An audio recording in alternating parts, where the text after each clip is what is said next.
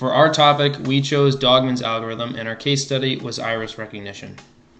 Dogman's algorithm, and specifically iris recognition, solves some of the problems associated with more common forms of authentication. The problem with using something you know as a form of authentication, like a password, is that it can be hacked via brute force methods or dictionary attacks. Additionally, it can be forgotten, and password strength conflicts directly with ease of use. The problem with using something you have as a form of authentication, like a keycard, is that it can be lost, duplicated, or stolen. Using iris recognition and biometrics in general as a form of authentication solves these issues. You can't lose your iris, nor can it be hacked or replicated because Dogman's algorithm is incredibly accurate at differentiating irises. The task is to find the center coordinates of the radius of the iris and the pupil.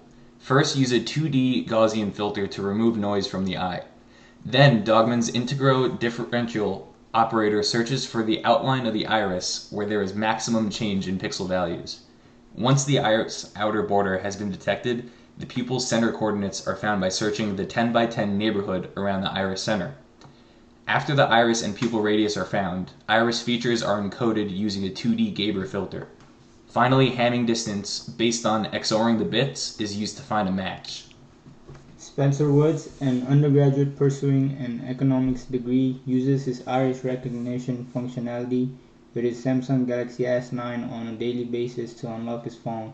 He says, quote, "It saves me so much time every day, and it's nice not having to memorize any complicated password.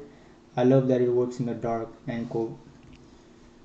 Many different organizations have used iris recognition for different purposes. For example, the Indian government has used it as another form of identification alongside fingerprint, and the UAE has used it in their airports to control entry into the country to prevent illegal immigrants and former expellees from entering a country. Most famously, Samsung has added IR-enabled cameras to their Galaxy phones, which allow users to unlock their phone through iris scanning.